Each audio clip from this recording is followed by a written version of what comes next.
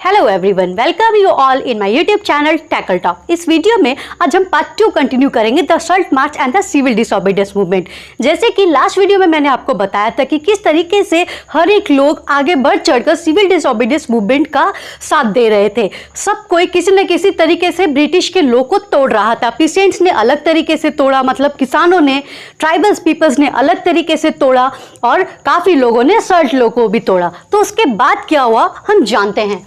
Colonial government began arresting Congress leaders. अब British government जो थी, ये जो अंग्रेजों की सरकार थी, अब ये डर गई कि धीरे धीरे क्या हो रहा है, इनका मूवमेंट तो काफ़ी स्ट्रांग हो रहा है और नेशन वाइड स्प्रेड भी हो रहा है। तो उन्होंने घबरा कर क्या किया, जल्दी से एक्शन लिया और धीरे धीरे वन बाय वन क्या करना शुरू किया, कांग्रेस के लीडर्स को अरेस्ट करना शुरू किया, जिसकी वजह से काफ़ी जगहों पर फिर से क्लैशेस शुरू होना स्टार्ट हो गया ब्रिटिश गवर्नमेंट के बीच में और पीपल्स के बीच में। उसके बाद क्या हुआ, Abdul Gruffudd Khan arrested in April 1930। British government ने अब्दुल गफर को 1930 में अप्रैल के टाइम पर क्या कर लिया, अरेस्ट कर लिया। तो ये अब्दुल गफर कौन थे? अब्दुल गफर एक एक्टिविस्ट और एक नेशनलिस्ट लीडर थे। ये गांधी जी को अपना आइडल मानते थे और उनसे बहुत इंस्पायर्ड थे। ये उनके हर एक मूवमेंट में उनका साथ देते थे।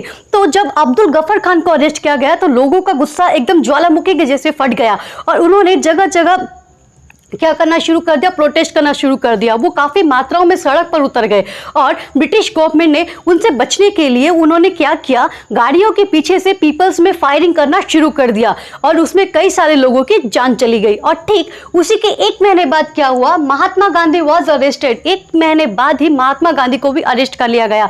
और जब सोलापुर में ये पता चला कि गांधी जी को भी अरेस्ट कर लिया गया है तो अब लोगों का गुस्सा आउट ऑफ कंट्रोल हो गया और उन्होंने जगह जगह क्या करना शुरू कर दिया, हमला करना शुरू कर दिया। पुलिस स्टेशन में उन्होंने हमला किया, रेलवे स्टेशन में उन्होंने हमला किया, गवर्नमेंट ऑफिसर्स जो ऑफिशियल्स हैं वहां पर उन्होंने हमला किया और उसी के साथ साथ जो भी बिल्डिंग्स जो ब्रिटिश गवर्नमेंट को सिंबलाइज करती उन हर एक बिल्डिंग्स को उन्होंने कोलैप्स करना शुरू कर दिया। तो उसके बाद क्या हुआ, दैट सत्याग्रहीज वेयर अटैक्ड। अब ब्रिटिश गवर्नमेंट को बहुत ज़्यादा गुस्सा आ गया और बहुत ज़्यादा डर भी गई थी कि इन्होंने क्या करना शुरू कर दिया, हमारे जितनी भी प्रॉपर्टी है उसको तो डिस्ट्रॉय करना शुरू कर दिया। तो उन्होंने क्या करना शुरू किया, अंधाधुंध फायरिंग शुरू कर दी फिर से, जिसमें से 100,000 ऑफ पीपल्स वेयर किल्ड और उससे कई ज़्यादा इंजर्ड हो गए थे।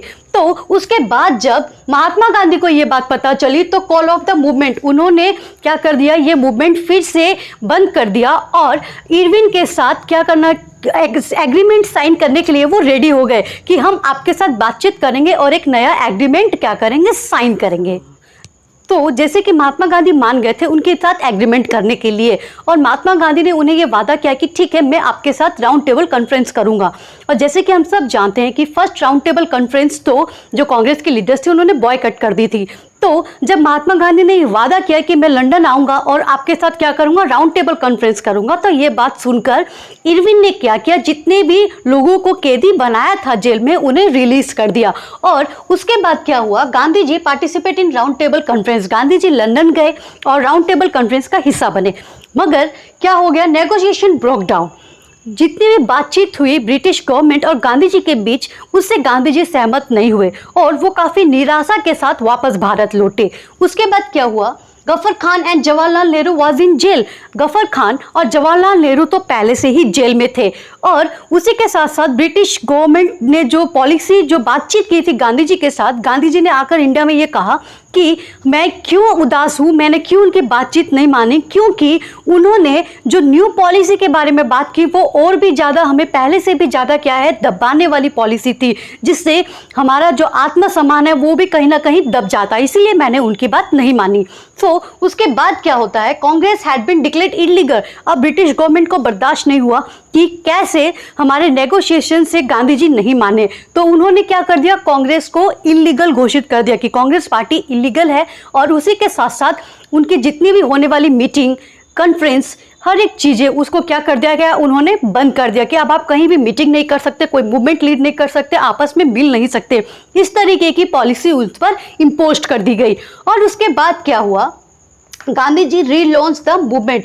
तो तो गांधी जी को इससे काफ़ी गुस्सा आ गया कि ऐसे कैसे, ये तो हमारा क्या है, अधिकार है कि हम मिल सकते हैं, बात कर सकते हैं, मूवमेंट लीड कर सकते हैं, मगर उससे भी हमें अब रोका जा रहा है। तो गांधी जी से गुस्सा बर्दाश्त नहीं हुआ और उन्होंने फिर से सिविल डिसओबीडियंस मूवमेंट लॉन्च कर दिया नेशन वाइड। काफ़ी साल तक सिविल डिसओबीडियंस मूवमेंट चला, मगर 1914 में कहीं ना कहीं लास्ट में आकर फिर से इससे कुछ ना कुछ ड्रॉबैक्स हुए, जिसके वजह से सिविल डिसओबीडियंस मूवमेंट फिर से फेल हो गया। सो आई होप कि अब आपको the salt march and the civil disobedience movement पूरी तरह से समझ में आ गया हो। तो अगर आपको मेरी ये वीडियो अच्छी लगी हो then please do not forget to like, share and subscribe. तब तक के लिए सलाम, नमस्ते। फिर मिलेंगे हंसते हंसते, मिलते हैं नेक्स्ट वीडियो में। Thank you.